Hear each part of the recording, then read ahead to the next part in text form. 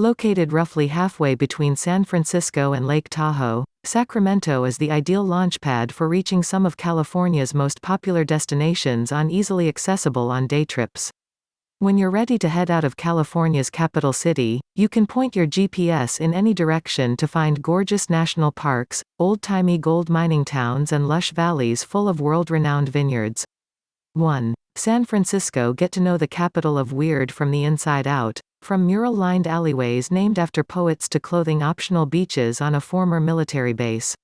But don't be too quick to dismiss San Francisco's wild ideas. Biotech, gay rights, the internet, cable cars and organic fine dining were once considered outlandish, before San Francisco introduced these underground ideas into the mainstream decades ago. San Francisco's morning fog erases the boundaries between land and ocean, reality and possibility. Rules are never strictly followed here. The Golden Gate Bridge and Alcatraz are entirely optional. San Franciscans mostly admire them from afar. Instead of sightseeing, just follow your bliss through Golden Gate Park, past flamboyantly painted Victorian homes, and through art-filled Mission Streets. Just don't be late for your sensational, sustainable dinner. In San Francisco, you can find happiness and eat it too.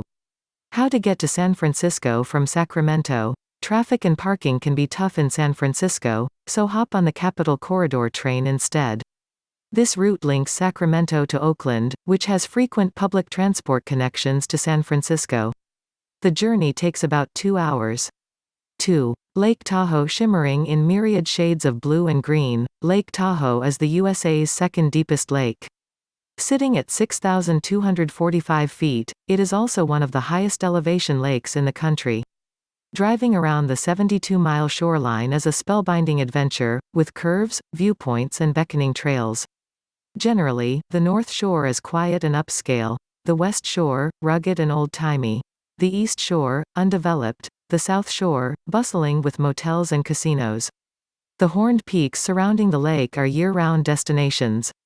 The sun shines on Tahoe 3 out of every 4 days.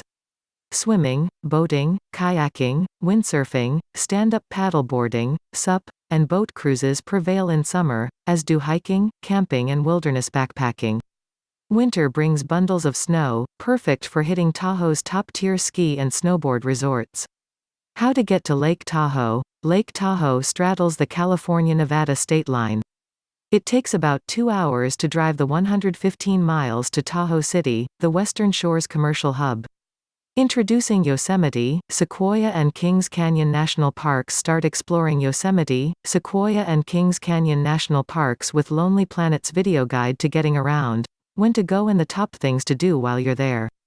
3. Yosemite National Park. The jaw-dropping head-turner of the USA's national parks, and a UNESCO World Heritage Site, Yosemite National Park garners the devotion of all who enter. From the waterfall-striped granite walls buttressing emerald green Yosemite Valley to the skyscraping giant sequoias catapulting into the air at Mariposa Grove, the place inspires a sense of awe and reverence. 4 million visitors wend their way to the country's third oldest national park annually. But lift your eyes above the crowds and you'll feel your heart instantly moved by unrivaled splendors, the haughty profile of Half Dome, the hulking presence of El Capitan, known to the indigenous Awanichi as Tutak no La, the drenching mists of Yosemite Falls, the gemstone lakes of the high country's subalpine wilderness and Hetch Hetchy's pristine pathways. How to get to Yosemite National Park. Yosemite National Park makes for a long-day trip from Sacramento, but it's doable and worth your time if you can only spare a day. The Yosemite Valley Visitor Center is 165 miles from Sacramento, and the drive takes 3.5 hours. 4. Bodega Bay. Bodega Bay is the first pearl in a string of sleepy fishing towns that line the north coast and was the setting of Hitchcock's terrifying 1963 avian psycho horror flick The Birds. The skies are free from bloodthirsty gulls today, though you'd best keep an eye on your picnic. It's Bay Area weekenders who descend en masse for extraordinary beaches, tide pools, whale watching, fishing, surfing and seafood. Mostly made up of a few restaurants, hotels and shops on both sides of We-1, Bodega Bay's downtown is not made for strolling, but it is a great base for exploring the endless nearby coves of the Sonoma Coast State Beach. Highway 1 runs through town and along the east side of Bodega Bay. On the west side, a peninsula resembling a crooked finger juts out to sea, forming the entrance to Bodega Harbor. How to get to Bodega Bay? Bodega Bay is on the Pacific coast west of Sacramento. The drive is about 110 miles, and the journey time is a little over 2 hours. 5. Lodi. Although Lodi was once the watermelon capital of the world, today, full-bodied wine rules this patch of the valley. Breezes from the Sacramento River Delta soothe the area's hot vineyards, where some of the world's oldest Zinfandel vines grow. Lodi's diverse soil is sometimes rocky, sometimes fine sandy loam, giving its grapes a range of distinctive characteristics that allow for experimentation with some less common varietals. Lodi is an ideal destination for those looking for a low-key, budget-friendly wine trip. The town also hosts a slew of festivals dedicated to their famous export, including the Wine and Chocolate Weekend in February and Zinfest in May. How to get to Lodi? Lodi lies approximately 35 miles southeast of Sacramento. The drive takes about 40 minutes. 6. Sausalito. Perfectly arranged on a secure little harbor on the bay, Sausalito is undeniably lovely. Named for the tiny willows that once populated the banks of its creeks, it's famous for its colorful houseboats bobbing in the bay. The town sits on Richardson Bay, a smaller bay within San Francisco Bay. Much of the well-heeled downtown has uninterrupted views of San Francisco and Angel Island, and because of the ridgeline at its back, fog generally skips it. Sausalito is, understandably, a major tourist trap, jam-packed with souvenir shops and costly boutiques. How to get to Sausalito? Sausalito is the first town you encounter after crossing the Golden Gate Bridge from San Francisco, so daytime crowds turn up in droves and can make parking difficult. Either start this day trip early, it's about an hour and 45 minutes driving from Sacramento, or ferry over from San Francisco for a more relaxing excursion.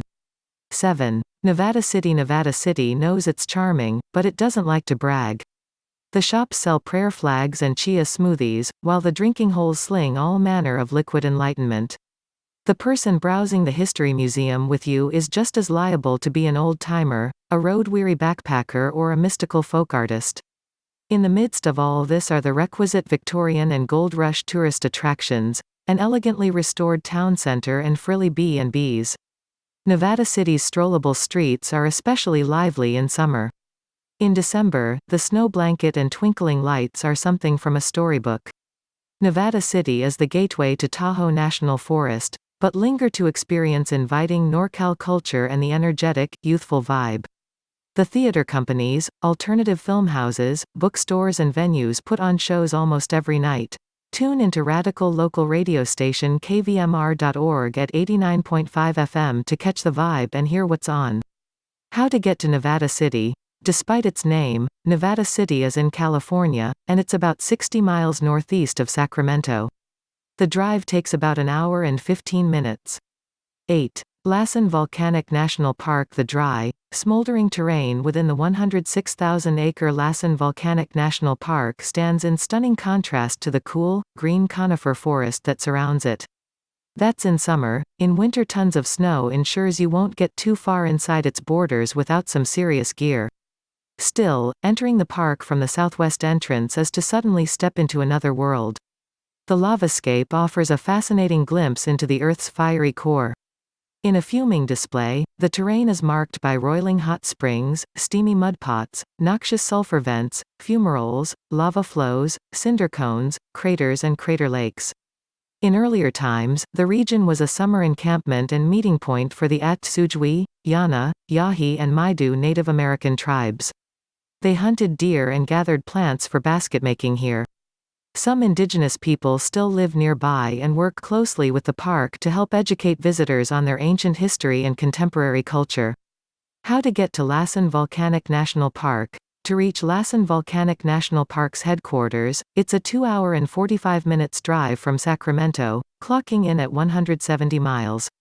9. Napa Valley. Napa Valley is exactly what you expect when you think of wine country. Hillside chateau wineries, bold cabernets, vast expanses of perfectly ordered grapevines, grassy slopes speckled by the tungsten sun, restaurant dinners that go on for hours, and some of the finest and most luxurious small-scale boutique hotels anywhere in California.